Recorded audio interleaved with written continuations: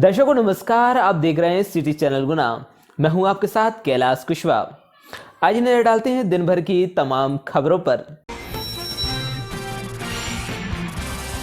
धनौदा railway फाटक पर कई घंटे राहगीर होते रहे परेशान, बिना नोटिस लगाए आवागमन 2 घंटे तक रहा बंद। गुना जिले के धनौदा थाना क्षेत्र अंतर्गत धनौदा रेलवे फाटक पर लोग कई घंटे तक खड़े रहे। उन्हें इस पार से उस पार जाने की परमिशन नहीं रही। रेलवे फाटक लगा दिया गया। लोगों द्वारा संबंधित अधिकारियों से बातचीत की गई। उनके द्वारा कहा गया कि 2 घंटे तक रुकना पड़ेगा। ऐसे में लोगों द्वारा वीडियो बनाया गया और उसे सोशल मीडिया पर डालकर अपनी आप बीती जाहिर की।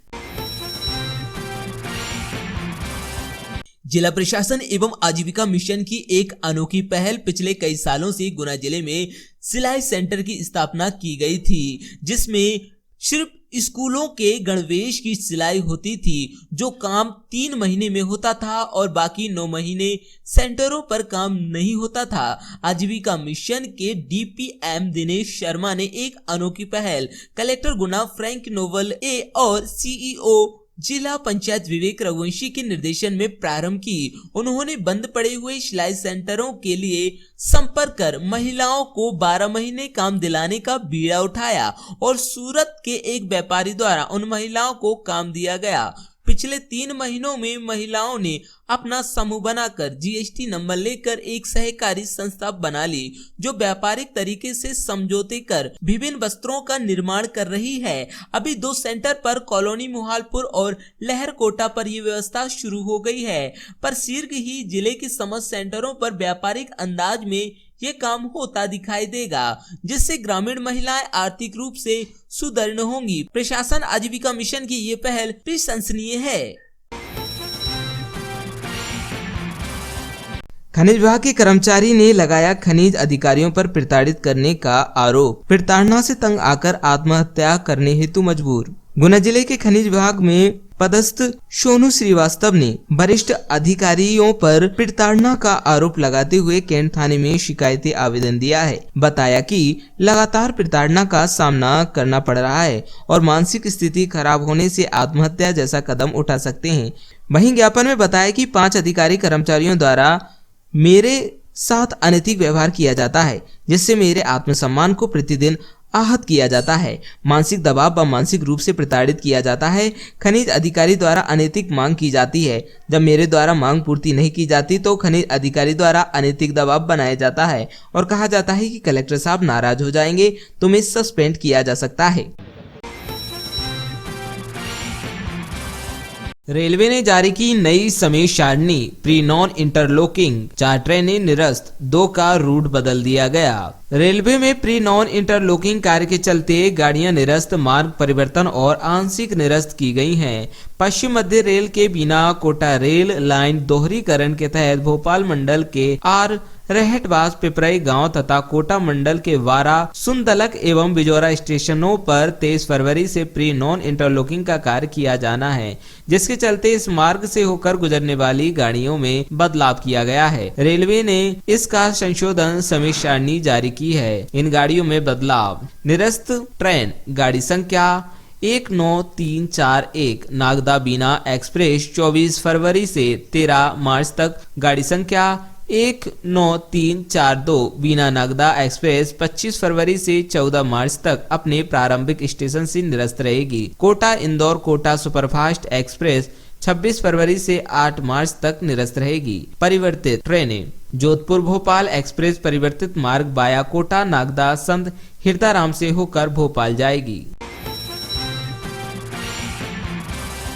पुरानी गल्ला मंडी एवं हाट रोड से अतिक्रमण कर लगाए गए ठेले दुकानों को नगर पालिका एवं प्रशासन द्वारा हटाया गया। सिंधिया पार्क में किया शिफ्ट। गुना जिला प्रशासन मंडी की अव्यवस्थाओं में सुधार लाने के लिए लगातार प्रयासरत है। समय समय पर नगर पालिका और प्रशासन द्वारा कार्यवाहियां करता रहता है और अतिक्रमण कर दुकान लगाने वालों को सूचित भी किया जाता है। आज गुरुवार को अतिक्रमण विरोधी दल द्वारा सुबह गल्ला मंडी और हाट रोड से अव्यवस्थित तरीके से रोड पर लगाए गए ठेलों को हटवाया गया और उन्हें सिंधिया पार्क में शिफ्ट किया गया। इस दौरान दुकानों के आगे अतिक्रमण कर बढ़ाई गई दुकानों का अतिक्रमण भी हटाया गया। बता दें कि सबसे ज्यादा अतिक्रमण मंडी और हाट रोड पर ही है। पहले भी कई बार इसे व्यवस्थित किया गया है, लेकिन कुछ दिन बाद ठेले वाले फिर वापस हाट रोड पर आकर कब्जा करना शुरू कर देते हैं। वहीं मंडी में भी अव्यवस्था होती है। हद तो यहाँ तक है कि मंडी में बनाए गए बर्मी कंपोस्ट तक पर आसपास के दुकानदारों ने कब्जा कर लिया, वहां अपना सामान भर लिया। मंडी को बनाया जाएगा market place. SDM Virendra Singh Baghel ने बताया कि मंडी को मार्केट प्लेस के रूप में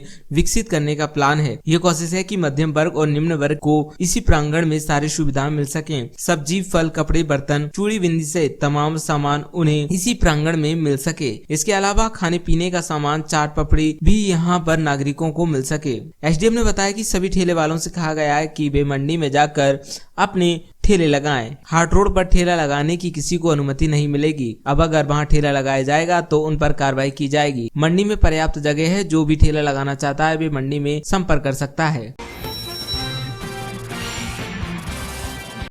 औद्योगिक क्षेत्र में जैन मार्बल गोदाम से हुई टाइल्स चोरी की वारदात का पुलिस ने मात्र 18 घंटे के भीतर किया पर्दाफाश। चोरी को अंजाम देने वाले आरोपी को गिरफ्तार कर चोरी गई टाइल्स की 120 पेटियां वारदात में प्रयोग वाहन बरामद। गुना पुलिस अधीक्षक राजीव कुमार मिश्रा के दिशा निर्देशन में गुना पुलिस द्वारा संपत्ति संबंधित मामलों के शीघ्रता से खुलासे किए जा रहे हैं। इसी क्रम में दिनांक 21-22 फरवरी की मध्यरात्रि में कैंट थाना क्षेत्र अंतर्गत बजरंगगढ़ बाईपास पर औद्योगिक क्षेत्र में स्थित जैन मार्बल गोदाम से टाइल्स चोरी के मामले में सघनता से कार्रवाई करते हुए मात्र 18 घंटे के भीतर ही चोरी की उक्त वारदात का पर्दाफाश कर मामले में एक आरोपी को गिरफ्तार कर चोरी गया करीबन 2.5 लाख रुपए की टाइल्स की 120 पेटियों सहित चोरी में प्रयोग किए गए छोटा हाथी वाहन को बरामद करने में महत्वपूर्ण सफलता हासिल की गई है। उल्लेखनीय है कि 23 फरवरी को फरियादी राजेश जैन निवासी पुरानी गल्ला मंडी गुना द्वारा कैंट थाने पर रिपोर्ट दर्ज कराई गई थी कि दिनांक 21-22 फरवरी 2022 की मध्यरात्रि में कोई अज्ञात व्यक्ति बजरंगगढ़ बाईपास पर औद्योगिक क्षेत्र में स्थित जैन मार्बल गोदाम से सिस्को कंपनी की टाइल्स की करीबन 120 पेटियां चोरी कर ले गया, जिसकी रिपोर्ट पर थाने कैंट में आरोपी के विरुद्ध अपराध क्रमांक 140/22 धारा 457-380 भादवी के तहत प्रकरण पंजीबद्ध कर विवेचना में लिया गया था।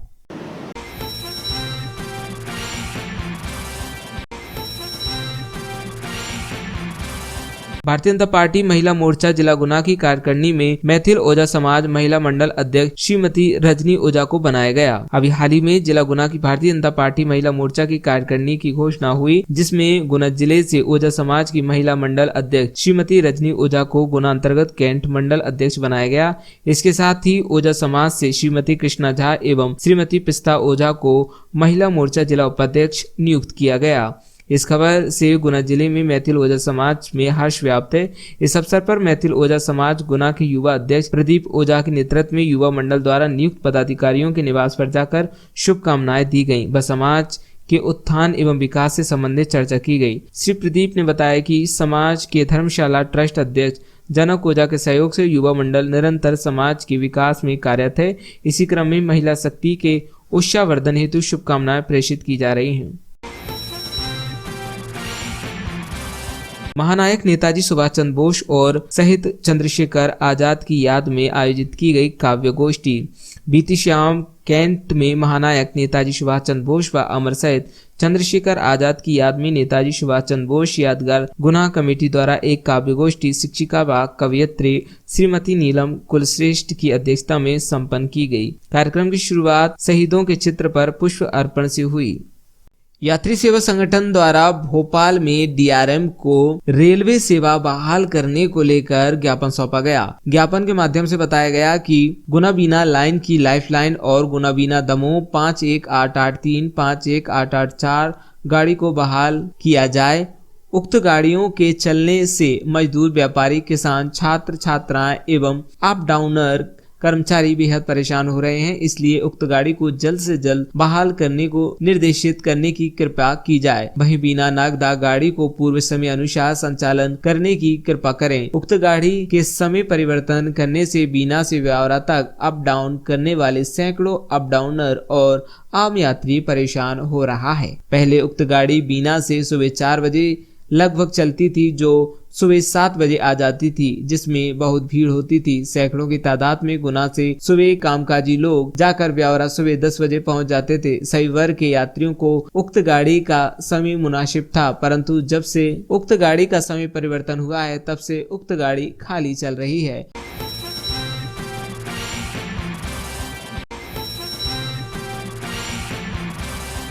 गुना एसपी एवं कलेक्टर की पहल आ अब लौट चले समाज की मुख्यधारा में हमारे साथ योजना में पारधी समाज में सफल परिणामों के बाद अब कंजर समाज को योजना से जोड़ने के तेज प्रयास। जल्दी कुमराज थाना क्षेत्र के कंजर बाहुल्य डेरों पर आयोजित किया जाएगा बड़ा प्रशासनिक कार्यक्रम में जागरूकता हेतु धाम के डेरा पर आयोजित किया 2 दिवसीय जन शिकायत निवारण शिविर।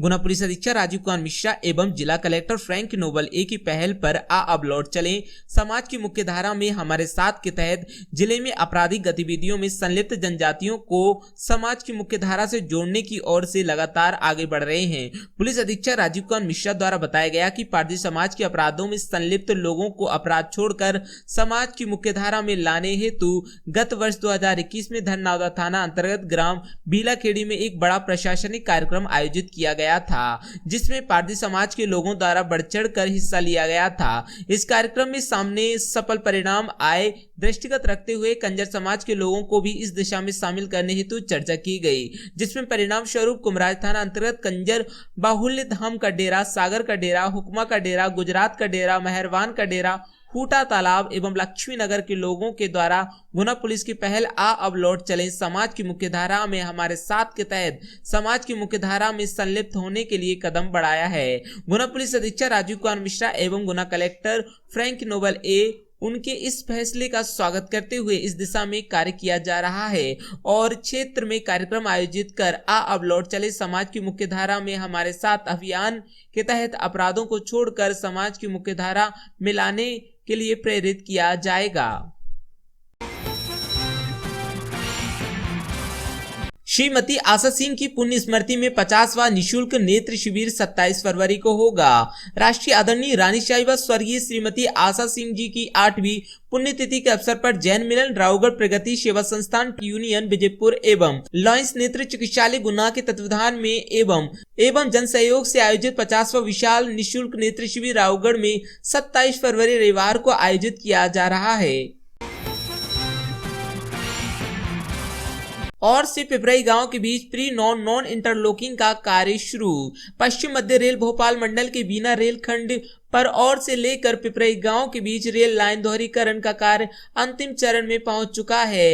इस खंड में इंजन रनिंग का ट्रायल भी अधिकतम 110 किलोमीटर प्रति घंटे की रफ्तार से दिनांक 16 फरवरी को सफलतापूर्वक पूर्ण हो चुका है।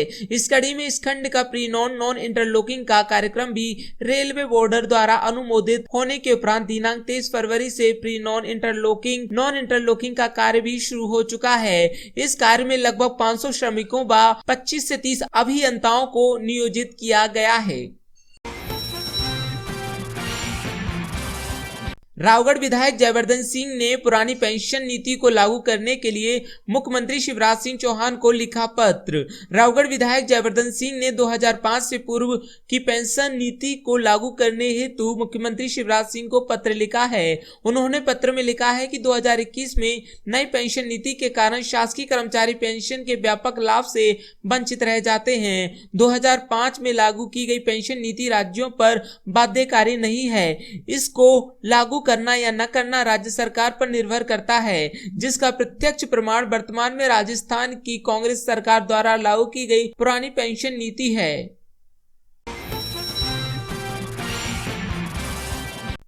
मकसूदनगढ़ में मां शबरी जयंती बड़े ही धूमधाम से मनाई गई।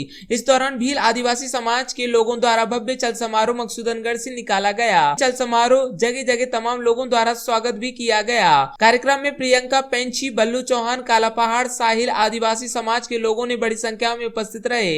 इस दौरान मकसूदनगढ़ पत्रकार टोनी शाह को भी भील आदिवासी समाज के लोगों ने सम्मानित किया।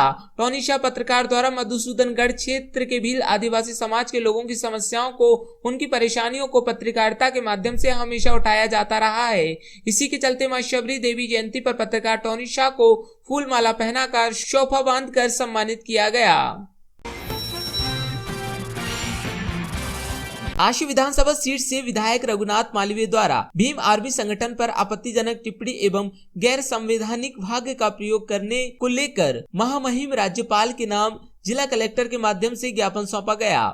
ज्ञापन के माध्यम से बताया कि हम सभी भीम आर्मी संगठन से जुड़े हुए हैं और भीम आर्मी संगठन लगातार बहुजन समाज के लोगों के लिए अपने हक अधिकारों की लड़ाई लड़ते आ रहा है और सभी को संवैधानिक दायरों में रहकर न्याय की लड़ाई को लड़ने का काम करते हैं। आष्टा विधानसभा क्षेत्र से विधायक रघुनाथ मालवीय द्वारा भीम आर्मी संगठन के विरुद्ध असंवैधानिक भाग का प्रयोग करते हुए भीम आर्मी के विरुद्ध अनुचित और गलत टिप्पणी की गई, जो कि लोक जनप्रति व्यक्ति को शोभा नहीं देती। जिला स्तरीय रोजगार मेला संपन्न, कलेक्टर फ्रैंक नोबल ए ने किया अवलोकन। 965 रोजगार के लिए प्रारंभिक चयन। आज दिनांक 24 को गुना जिले में जिला स्तरीय रोजगार मेले का आयोजन किया गया, जिसमें 14 कंपनियों ने भाग लिया। 1232 आवेदकों ने ऑफलाइन ऑनलाइन पंजीयन कराया। 965 बेरोजगारों का प्रारंभिक चयन हुआ, जिसमें 653 को ऑफर लेटर तैयार कराए गए। टोकन स्वरूप दिनांक 25 फरवरी को रोजगार दिवस पर ऑफर लेटर अतिथियों द्वारा दिए जाएंगे। माता शबरी जयंती के अवसर पर रावगढ़ नगर में चल समारोह निकाला गया, जिसमें आसपास के ग्रामीण एवं आदिवासी समाज के व्यक्ति सम्मिलित हुए। इस कार्यक्रम में आदिवासी नृत्य कला की झलक भी लोगों के बीच प्रस्तुत की गई। भगवान राम के साथ माता शबरी की झांकी लोगों के आकर्षक का केंद्र रही। चल समारोह का प्रारंभ गणेश मंदिर से शुरू हुआ। पूर्व विधायक परिषद के प्रदेश अध्यक्ष विजेंद्र सिंह सिसोदिया, उपाध्यक्ष रमेश शर्मा, महामंत्री रामकिशन चौहान ने विधानसभा अध्यक्ष को भेंट कर 1 वर्ष पूर्ण होने पर बधाई दी। साथ ही पूर्व विधायकों की समस्या पर ज्ञापन सौंपा।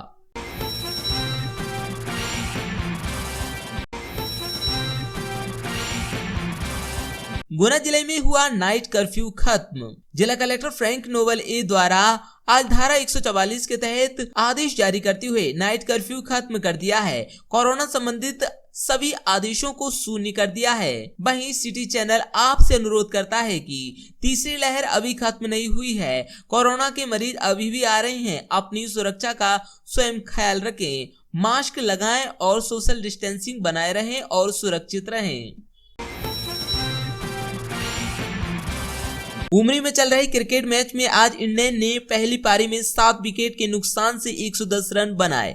वहीं दूसरी पारी में लॉयंस क्लब ने 68 रन पर ऑल आउट हुई और इंग्लैंड ने अपनी जीत हासिल की। राष्ट्रीय पल्स पोलियो अभियान 27 फरवरी तक 5 वर्ष पूर्ण होने वाले बच्चों को पिलाई जाएगी दवा।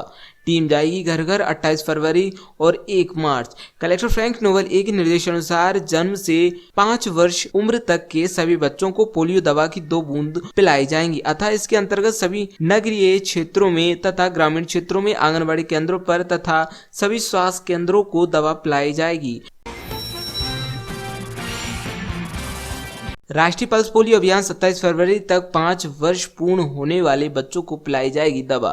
टीम जाएगी घर घर 28 फरवरी और 1 मार्च। कलेक्टर फ्रैंक नोबल ए के निर्देशानुसार जन्म से 5 वर्ष उम्र तक के सभी बच्चों को पोलियो दवा की 2 बूंद पिलाई जाएंगी। अतः इसके अंतर्गत सभी नगरीय क्षेत्रों में तथा ग्रामीण क्षेत्रों में आंगनबाड़ी केंद्रों पर तथा सभी स्वास्थ्य केंद्रों को दवा पिलाई जाएगी। 27 तारीख से पल्स पोलियो अभियान जो जनरली हर साल जनवरी महीने में शुरू होता है, तो इस साल फरवरी महीने में होगी। तो 27 वर्ष को बूथ लेवल पर और 28 और 1 तारीख को घर घर जाके डोर टू कैंपेन में पल्स पोलियो अभियान की शुरुआत होगी। इसमें अपील सभी लोगों से ये रहेगा कि 5 साल के बच्चे को आप लोग पल्स पोलियो की 2 खुराक ज़रूर पिलाएं। ये एक ऐसी चीज़ है जिसको रोकने में बहुत साल लगे हैं हम लोगों को, तो इसको हमें मेंटेन रखना पड़ेगा और इसको हमें कंटिन्यू रखना पड़ेगा। इसलिए रिक्वेस्ट सभी से रहेगा कि ये जो पल्स पोलियो अभियान है 27 तारीख को बूथ लेवल पर भी, एट द सेम टाइम 28 और 1 तारीख को घर घर हमारी टीम आएगी जो पल्स पोलियो के ड्रॉप्स पिलाएंगी, तो उसका लाभ जरूर लें। एक और पुरानी गल्ला मंडी एवं हाट रोड से अतिक्रमण कर लगाए गए ठेले दुकानों को नगर पालिका एवं प्रशासन द्वारा हटाया गया। सिंधिया पार्क में किया शिफ्ट। गुना जिला प्रशासन मंडी की अव्यवस्थाओं में सुधार लाने के लिए लगातार प्रयासरत है। समय समय पर नगर पालिका और प्रशासन द्वारा कार्यवाहियां करता रहता है और अतिक्रमण कर दुकान लगाने वालों को सूचित भी किया जाता है। आज गुरुवार को अतिक्रमण विरोधी दल द्वारा सुबह गल्ला मंडी और हाट रोड से अव्यवस्थित तरीके से रोड पर लगाए गए ठेलों को हटवाया गया और उन्हें सिंधिया पार्क में शिफ्ट किया गया। इस दौरान दुकानों के आगे अतिक्रमण कर बढ़ाई गई दुकानों का अतिक्रमण भी हटाया गया। बता दें कि सबसे ज्यादा अतिक्रमण मंडी और हाट रोड पर ही है। पहले भी कई बार इसे व्यवस्थित किया गया है, लेकिन कुछ दिन बाद ठेले वाले फिर वापस हाट रोड पर आकर कब्जा करना शुरू कर देते हैं। वहीं मंडी में भी अव्यवस्था होती है। हद तो यहाँ तक है कि मंडी में बनाए गए बर्मी कंपोस्ट तक पर आसपास के दुकानदारों ने कब्जा कर लिया, वहां अपना सामान भर लिया। मंडी को बनाया जाएगा market place. SDM Virendra Singh Baghel ने बताया कि मंडी को मार्केट प्लेस के रूप में विकसित करने का प्लान है। ये कोशिश है कि मध्यम वर्ग और निम्न वर्ग को इसी प्रांगण में सारी सुविधाएं मिल सके। सब्जी, फल, कपड़े, बर्तन, चूड़ी, बिंदी से तमाम सामान उन्हें इसी प्रांगण में मिल सके। इसके अलावा खाने पीने का सामान, चाट, पपड़ी भी यहाँ पर नागरिकों को मिल सके। एसडीएम ने बताया कि सभी ठेले वालों से कहा गया है कि वे मंडी में जाकर अपने ठेले लगाएं। हाट रोड पर ठेला लगाने की किसी को अनुमति नहीं मिलेगी। अब अगर वहां ठेला लगाया जाएगा तो उन पर कार्रवाई की जाएगी। मंडी में पर्याप्त जगह है, जो भी ठेला लगाना चाहता है वे मंडी में संपर्क कर सकता है। अभी जो हाट रोड से जो ठेले थे, सब्जी के ठेले जो बेतरतीब तरीके से लगे हुए थे, उनको हमने शिफ्ट करके मंडी के अंदर कराया है। मंडी के अंदर पर्याप्त जगह है। शहर में और भी कहीं भी ठेले लगे हैं, किसी को कहीं जगह नहीं मिल रही है ठेले लगाने के लिए। हम कह रहे हैं आप हमारे मंडी सेक्रेटरी साहब से, मंडी में जो व्यक्ति उनसे आके मिलिए, एक जगह निश्चित दे दी जाएगी, वहाँ आप अपना ठेला लगा सकते हैं। कहाँ पे सर व्यवस्था करवाई सॉरी, एक तो मंडी का जो प्लेटफॉर्म है उस पर चौखाने बना के प्रॉपर्ली जगह कराई गई है। दूसरा जो पार्क के सामने सीमेंटेड पार्क है, जो सीमेंटेड जगह है वो। थर्ड, जो दुकानों के आगे हम 10 फीट जगह छोड़ के एक सब्जी की लाइन लगा सकते हैं ठेलों की, इसमें किसी को इशू नहीं है। थर्ड, हम जो पीछे मनियारी मार्केट शिफ्ट करने का प्लान कर रहे हैं, जो ये लास्ट लाइन है, जो अपनी लास्ट लाइन है उस पर, ठीक है, उसके और आगे चल के पार्किंग और चाट वाला हमारा प्लान है वहाँ पे। सर घर से लोग आते हैं तो क्या उन पर कुछ बिल्कुल कार्रवाई की जाएगी। लोग आएंगे क्यों? हमारी कोशिश है हम इतनी सुविधाएं दें लोगों को कि जो हमारा मंडी एक मार्केट प्लेस है, यहाँ लोग आके बैठे हैं। लोग क्यों बाहर आके बैठे हैं? गंदगी फैलाना, अव्यवस्था करना किसी को अच्छा नहीं लगता। हाट रोड पे नहीं लगाएंगे ठेले? नहीं, हाट रोड पे हमें उम्मीद है कि नहीं लगाएंगे। औद्योगिक क्षेत्र में जैन मार्बल गोदाम से हुई टाइल्स चोरी की वारदात का पुलिस ने मात्र 18 घंटे के भीतर किया पर्दाफाश। चोरी को अंजाम देने वाले आरोपी को गिरफ्तार कर चोरी गई टाइल्स की 120 पेटियां वारदात में प्रयोग वाहन बरामद। गुना पुलिस अधीक्षक राजीव कुमार मिश्रा के दिशा निर्देशन में गुना पुलिस द्वारा संपत्ति संबंधित मामलों के शीघ्रता से खुलासे किए जा रहे हैं। इसी क्रम में दिनांक 21-22 फरवरी की मध्यरात्रि में कैंट थाना क्षेत्र अंतर्गत बजरंगगढ़ बाईपास पर औद्योगिक क्षेत्र में स्थित जैन मार्बल गोदाम से टाइल्स चोरी के मामले में सघनता से कार्रवाई करते हुए मात्र 18 घंटे के भीतर ही चोरी की उक्त वारदात का पर्दाफाश कर मामले में एक आरोपी को गिरफ्तार कर चोरी गया करीबन 2.5 लाख रुपए की टाइल्स की 120 पेटियों सहित चोरी में प्रयोग किए गए छोटा हाथी वाहन को बरामद करने में महत्वपूर्ण सफलता हासिल की गई है। उल्लेखनीय है कि 23 फरवरी को फरियादी राजेश जैन निवासी पुरानी गल्ला मंडी गुना द्वारा कैंट थाने पर रिपोर्ट दर्ज कराई गई थी कि दिनांक 21-22 फरवरी 2022 की मध्यरात्रि में कोई अज्ञात व्यक्ति बजरंगगढ़ बाईपास पर औद्योगिक क्षेत्र में स्थित जैन मार्बल गोदाम से सिस्को कंपनी की टाइल्स की करीबन 120 पेटियां चोरी कर ले गया, जिसकी रिपोर्ट पर थाने कैंट में आरोपी के विरुद्ध अपराध क्रमांक 140/22 धारा 457-380 भादवी के तहत प्रकरण पंजीबद्ध कर विवेचना में लिया गया था। गुना जिले में चोरी, लूट, डकैती जैसे गंभीर संपत्ति संबंधी अपराधों को त्वरित पकड़ने के लिए विशेष प्रयास किए जा रहे हैं। इसी तरह एक वारदात 21-22 फरवरी की रात्रि में बजरंगगढ़ बाईपास पर औद्योगिक क्षेत्र में स्थित जैन मार्बल गोदाम से टाइल्स चोरी की हुई थी, जिसमें कि लगभग 2.5-3 लाख के टाइल्स की पेटियां एक गाड़ी में रख के और चोरी कर ली गई थी ताला तोड़ के। इस प्रकार की सूचना प्राप्त हुई। सूचना पर सभी टीमों को एक्टिव किया गया। तकनीकी जो हमारे साधन हैं उनसे सर्विलेंस में लिया गया। इसके अलावा जो स्थानीय मुखबिरी है वो लगाई गई। टीम में हमने विभिन्न जगहों पर घेराबंदी की, कुछ लोगों से पूछताछ किया। ऐसा पूछताछ करने पर यह ज्ञात हुआ कि दीपक पुत्र कालूराम ओझा नागदा कॉलोनी कुशमोदा द्वारा ये वारदात की गई है। उसको पता करके पकड़ा, हिरासत में लिया गया, पूछताछ की गई।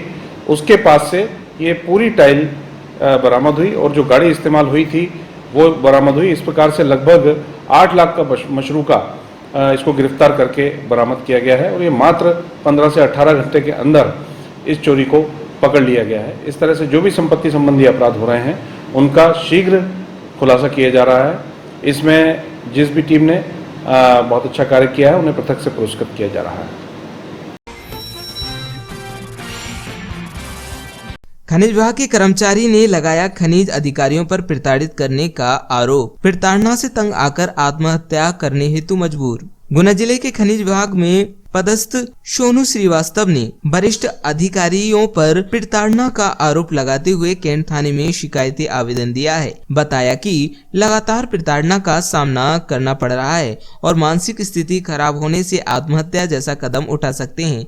वहीं ज्ञापन में बताया कि 5 अधिकारी कर्मचारियों द्वारा मेरे साथ अनैतिक व्यवहार किया जाता है, जिससे मेरे आत्मसम्मान को प्रतिदिन आहत किया जाता है। मानसिक दबाव व मानसिक रूप से प्रताड़ित किया जाता है।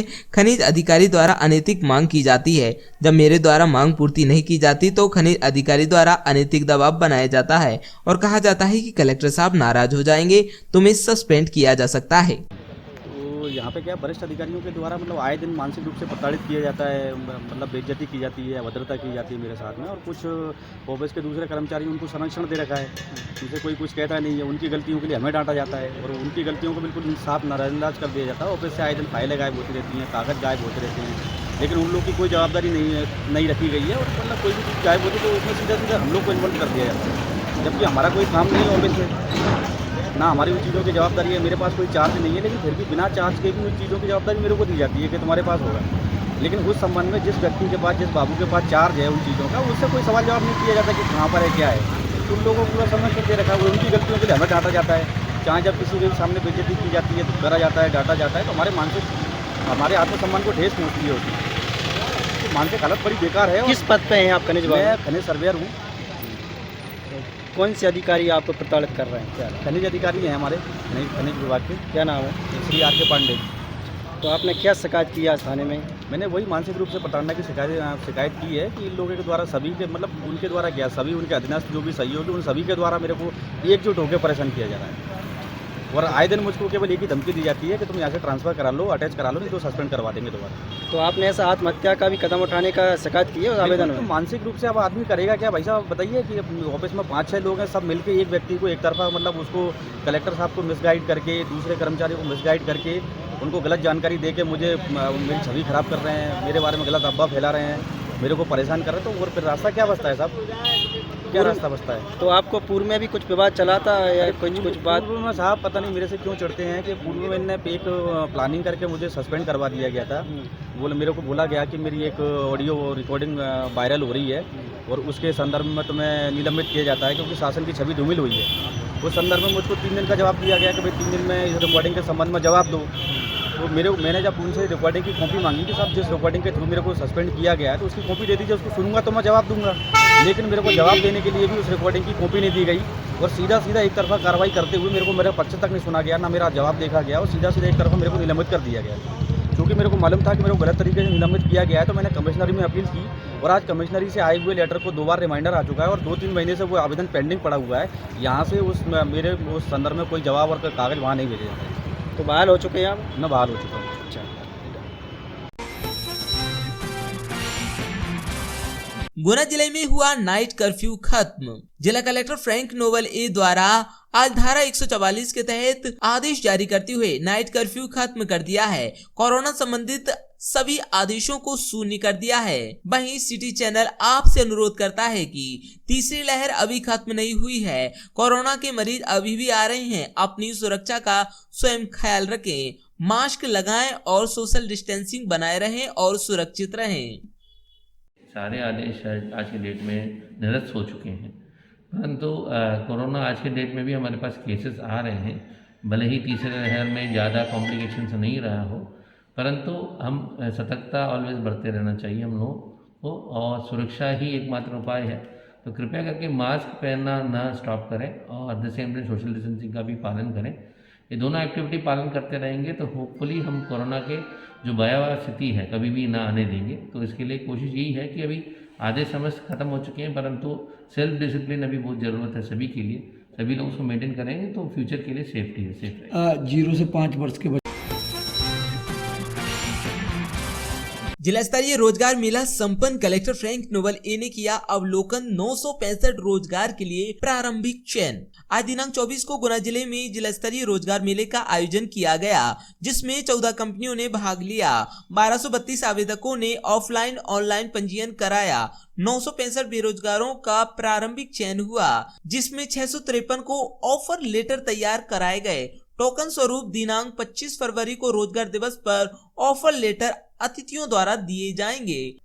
आज मध्य प्रदेश शासन की मंशानुरूप आदरणीय कलेक्टर साहब के मार्गदर्शन में जिला स्तरीय रोजगार मेले का आयोजन किया गया था और इस आयोजन का एक दिन पूर्व करने का उद्देश्य ये था कि 25 तारीख को मध्य प्रदेश शासन द्वारा हर जिले में एक रोजगार दिवस का आयोजन किया जा रहा है। उस रोजगार दिवस में जिले में जो स्वरोजगार स्थापित बच्चे करना चाहते हैं विभिन्न विभागों के माध्यम से उनका स्वीकृति वितरण किया जाएगा और साथ ही साथ जो आज रोजगार मेले में चयन हो रहा है उनके ऑफर लेटर का वितरण भी किया जाएगा। इस तरह से आज जो जिला स्तरीय रोजगार मेले का कार्यक्रम किया जा रहा है, इसमें लगभग 4-5 प्रांतों की कंपनी आई हुई हैं, जैसे उत्तर प्रदेश है, उत्तराखंड है, राजस्थान है, फरीदाबाद है। जगह जगह से ये कंपनी आई हुई है। लगभग 14 कंपनी है। 14 में 3 प्रशिक्षण संस्थान, वहाँ की 11 कंपनी ऐसी हैं सीधा सीधा रोजगार देंगी। अभी तक 1 बजे तक लगभग 550 आवेदकों ने ऑनलाइन ऑफलाइन पंजीयन कराया है, जिसमें से 405 बच्चों का प्रारंभिक चयन हो चुका है और लगभग 56 बच्चों को ऑफर लेटर भी वितरण किए जा चुके हैं। अभी ये मेला जारी है और आज जो कंपनी आई है उसमें गुना में 4-5 कंपनी ऐसी हैं जो पहली बार आई हुई है, जिसमें मुख्य रूप से ITI और डिप्लोमा होल्डर जो बच्चे हैं उनकी भर्ती कर रही है। कुछ अकुशल श्रमिक हैं, उनकी भर्ती के लिए भी प्रतिभा सिंटेक्स लगभग 1 साल बाद आई है गुना में। इसी तरह से LNT है, तोमर प्रोडक्शन है, सुरक्षा गार्ड के लिए ईगल सुरक्षा है और ट्रेनिंग संस्थान भी हैं कुछ ऐसी। और एक डेक्सन कंपनी है नोएडा की, बहुत अच्छी कंपनी है जो ITI के पास बच्चों को लिए हायर करती है और उनका सैलरी पैकेज भी बहुत अच्छा है। इस तरह से लगभग 1.5 महीने बाद गुना जिले में जिला स्तर का एक रोजगार मेला आयोजन किया गया, जिसमें मुख्य रूप से सहयोग कर रहे हैं उच्च शिक्षा विभाग, ग्रामीण आजीविका मिशन, कौशल विकास एवं रोजगार विभाग और शहरी आजीविका मिशन। ये सभी के सहयोग से आज जिला स्तरीय रोजगार मेले का आयोजन किया गया है। इसमें आज बहुत सारे वक्ताओं को भी यहाँ बुलाया गया था। हमारे प्राचार्य कॉलेज GMDIC साहब को, आदरणीय सक्सेना जी निर्देशक हैं दूरदर्शन केंद्र के रिटायर्ड, उनके माध्यम से बच्चों को यहाँ मोटिवेशन किया गया और बच्चों को ये बताया गया है कि आजकल सार्वजनिक क्षेत्र में रोजगार के अवसर बहुत कम हैं, सीमित हैं। इसलिए प्राइवेट सेक्टर में रोजगार के लिए एक विकल्प है, उसमें हम जा सकते हैं।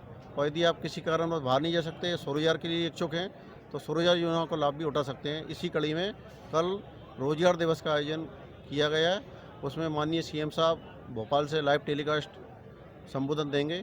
उसमें हमारे ज़िले के बच्चों को एड्रेस करेंगे और ज़िले के बच्चों को कल एक ही मंच पे एक साथ रोजगार और स्वरोजगार से जोड़ने का कार्यक्रम कल रखा गया है। जिला प्रशासन एवं आजीविका मिशन की एक अनोखी पहल। पिछले कई सालों से गुना जिले में सिलाई सेंटर की स्थापना की गई थी, जिसमें सिर्फ स्कूलों के गणवेश की सिलाई होती थी, जो काम 3 महीने में होता था और बाकी 9 महीने सेंटरों पर काम नहीं होता था।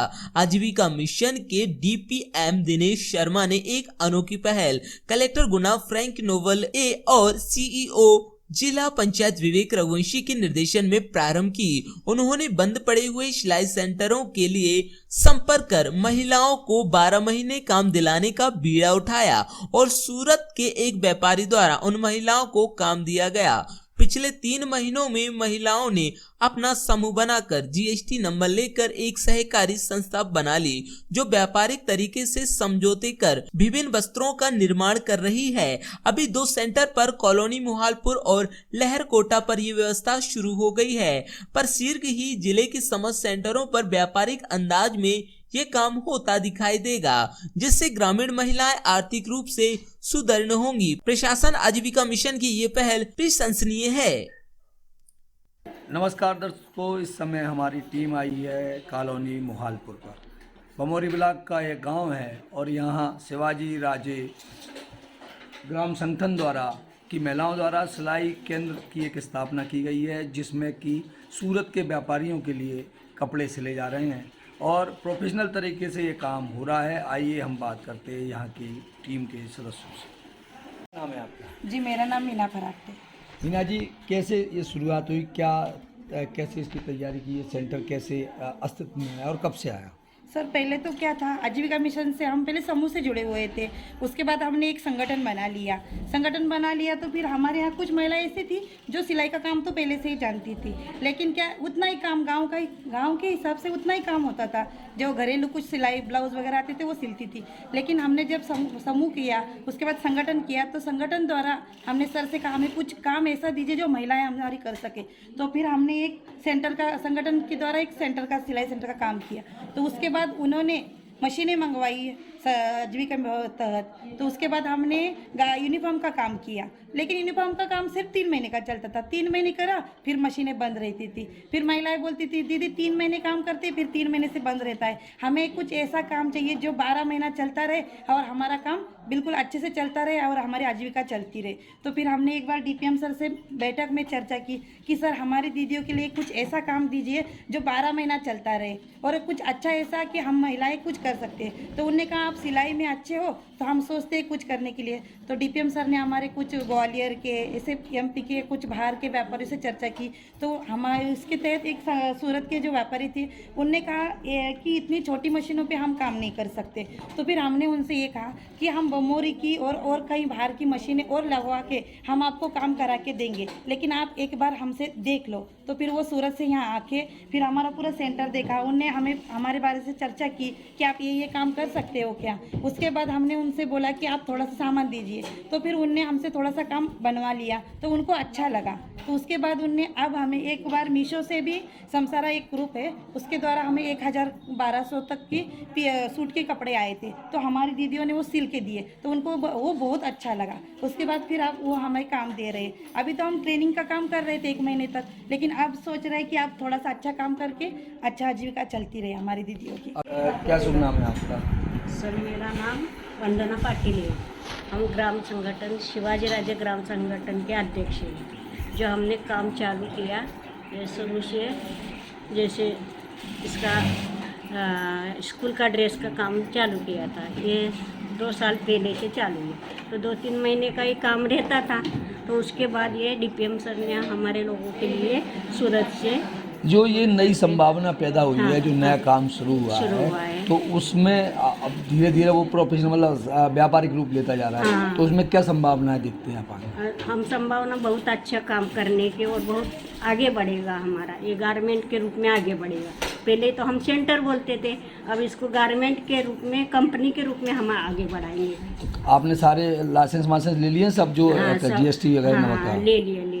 तकनीकी सपोर्ट और मार्केटिंग का सपोर्ट दिया जा रहा है, वो आप लोगों की टीम को दिया जा रहा है या आपकी पूरी है, आप उसमें कटिंग का काम करते हैं? जी, कटिंग का काम करते हैं। यहाँ पे महिलाओं को भी सिखाया गया है।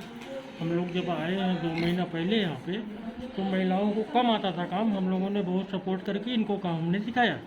अभी ये प्रॉम्प्ट हो गई हैं। अभी ये जो है अपने रोज़गार में कम से कम 200 रुपये का रोज़ ये काम कर सकती हैं। तो ये जो कटिंग आ रही है वो सूरत से आ रही है, मार्केटिंग टीम आपके ही मिलने वाले लोगों की? जी। तो यदि काम और लाना हो और टीम बढ़ाना हो तो कैसे होगा? ये इतनी दक्ष हो गई है तो आगे इसको बढ़ाने में क्या सहयोग है? सर, जो अगली पार्टी है वो यहाँ से एग्री होगी, तो वो आगे माल देगी। इसके लिए कि इसके पहले माल बन चुका है सर जी, इसके पहले माल बन चुका है, वो अच्छा माल बना के दिए हैं। तो लाजिम है कि वहाँ से जो है माल आएगा इनके लिए और डिमांड आएगी। आगे भी डिमांड लोग कर रहे हैं, लेकिन अभी तक यहाँ पहुँचे नहीं हैं। पहुँच जाएंगे यहाँ तक। मतलब यदि मार्केटिंग ठीक ढंग से हुई और यहाँ तकनीकी रूप से अच्छा बना तो ये बढ़त की बहुत आगे हमारा सेंटर जाएगा। अभी सेंटर का नहीं, हम लोग इसका कंपनी का रूप दे रहे हैं ताकि कंपनी जैसा लगे। अच्छा जी सर। इसको प्रोफेशनल करने के लिए बाहर जो इंफ्रास्ट्रक्चर बन रहा है उससे कंपनी जैसा एक शो बना रहे हैं? एक शो बना रहे हैं ताकि यहाँ पे बाहर से वायर आए। जब बाहर से वायर आएंगे तो हमारे गांव की महिलाओं को रोजी रोज की मिलेगी। सर, आजीविका मिशन की जो सिलाई सेंटर थे वो सिर्फ ड्रेस सिलने का काम करते हैं। पिछले दिनों एक प्रयोग हुआ है कि बाहर के व्यापारियों कंपनियों को बुलाकर उनके साथ साल भर के लिए अनुबंध किया जा रहा है, जिससे कि हमारी महिलाओं को बहुत सारा काम उपलब्ध हो रहा है। तो क्या पूरा काम? दरअसल इसके पीछे सोच ये है कि ग्रामीण आजीविका मिशन हमारे ज़िले में काफ़ी तेज़ी से लोगों को प्रशिक्षित भी कर रहा है और उनको जीविकोपार्जन के योग्य भी बना रहा है। इसमें हमारे जो डीपीएम है विशेष रुचि लेकर ऐसे कुछ सेंटर्स को मॉडल के रूप में तैयार कर रहे हैं, जहाँ से जो ग्रामीण क्षेत्र की महिलाएं हैं वो आजीविका का अर्जन कर सकें, प्रशिक्षित हो सकें और घर बैठे अपनी आय भी प्राप्त कर सकें। इसके लिए उन्होंने कुछ एडवांस मशीन्स तो ली हैं, साथ में कुछ ऐसे लोगों को भी उनसे जोड़ा है जो उनके बनाए गए प्रोडक्ट को बड़े मार्केट में ले जाकर और अच्छी तरीके से उनकी ब्रांडिंग कर और बेच सकते हैं। साथ में उनके माध्यम से जो ट्रेंड स्टाफ हमको मिलता है या उनके माध्यम से जो ट्रेनिंग मिलती है वो इन महिलाओं को कंपटीशन के योग्य बनाती है कि उनका प्रोडक्ट भी अन्य बाज़ारों में उतने अच्छे दाम पर बिक सके। उससे उनको जो सिलाई इत्यादि में जो फ़ायदा होता है वो बढ़ सके। साथ में उनको देखकर ग्रामीण परिवेश की और महिलाएं भी अपने आप को प्रशिक्षित करके और आजीविका अर्जन कर सकें। उद्देश्य हमारा केवल यह है शुरुआती दौर में कि हम एक कम कीमत में अच्छी गुणवत्ता का प्रोडक्ट स्व सहायता समूह के माध्यम से पैदा कर पाएँ और उसको अधिक से अधिक बाज़ारों में अधिक से अधिक लोगों तक पहुंचाने में सफल हों। प्रशासनिक दृष्टि से ये चूँकि शासन की योजना का एक अभिन्न अंग है और शासन इस पर काफ़ी ध्यान दे रही है कि ग्रामीण क्षेत्र की महिलाओं को सशक्त बनाया जाए, उनकी आर्थिक जो स्थिति है उसको सुदृढ़ बनाया जाए, ग्रामीण अर्थव्यवस्था को मजबूती प्रदान की जाए और जो हमारा ग्रामीण आजीविका मिशन है वो इसमें सतत काम कर रहा है और इसके अच्छे परिणाम हमको देखने को मिल रहे हैं। सर, ये पहली योजना में बहुत सारी योजनाएं तो शासन या आजीविका मिशन तो इंफ्रास्ट्रक्चर उपलब्ध करा रहा है, उनको आत्मनिर्भर बना रहा है कि वो अपने मार्केट की खुद मार्केटिंग करें और उसे बाजार की योग्य बना के बेचें, जिससे कि उनको बाजार के जो वर्तमान मार्केट की जो कंपटीशन है उसको भी फेस करके और अपना मार्जिन कमा के जिससे वो आत्मनिर्भर बन सकें। ये भी मैंने ये देखा है, ऐसी भी तैयार। और धीरे धीरे जब वो काम कर रही हैं वो महिलाएं तो उनका एक जो कॉन्फिडेंस लेवल है वो आप अगर उनके बीच जाएंगे उनसे बात करेंगे तो तब और अब में उनमें काफ़ी अंतर महसूस हो रहा है और उनको देख के उस ग्राम की अन्य महिलाएं भी अपने आप को आगे ला रही हैं और घरों से निकलकर इस तरह की गतिविधियों में संलग्न हो रही हैं। आजीविका मिशन का ये प्रयास जिसमें ग्रामीण महिलाएं स्वयं आत्मनिर्भर हों, अपने माल की मार्केटिंग भी करें, उत्पादन भी करें और बाजार में सूरत जैसे बड़े शहरों में बेचकर लाभ कमाएं, इससे कि ग्रामीण क्षेत्रों की अर्थव्यवस्था सुदृढ़ हो। इस प्रयास को बहुत अच्छे तरीके से जिला प्रशासन और आजीविका मिशन कर रहा है। बहुत बहुत बधाइयाँ के तहत मोहालपुर कॉलोनी में जो काम किया जा रहा है वहाँ एक समिति जो काम कर रही है उसे प्रोफेशनल रूप से किया जा रहा है, उसमें मार्केटिंग भी वही कर रहे हैं और ऑपरेशनल स्टेज उनकी है। शासन उसको स्थान प्रोवाइड कर रहा है। तो क्या स्कीम है पूरी, क्या चल रहा है? देखिए, जो अभी जो मोहाल कॉलोनी में आप लोगों ने देखा होगा जो काम चल रहा है, आजीविका मिशन के थ्रू सिलाई इकाई की स्थापना की गई है। जैसे आपको पता होगा कि वर्तमान में हम लोग जो स्कूल यूनिफॉर्म्स बच्चों के लिए वो आजीविका मिशन की दीदियाँ ही सिलाई करती हैं, बट यहाँ पर एक अच्छा प्रयास किया गया है जिला पंचायत की टीम और NRLM की टीम के द्वारा कि वो जो सिलाई के टाइम जो गणवेश की सिलाई के अलावा भी उनको और भी अवसर मिले, इसलिए उन्होंने टाई अप किया है बाहर के राज्यों के कंपनी वालों से जो इनको सप्लाई कर रहे हैं क्लॉथ मटेरियल और जिसको फिनिश्ड गुड बना के ये लोग यहाँ से दे रहे हैं, जिस कारण इनको निरंतर थ्रू आउट द ईयर इनको रोज़गार मिलेगा।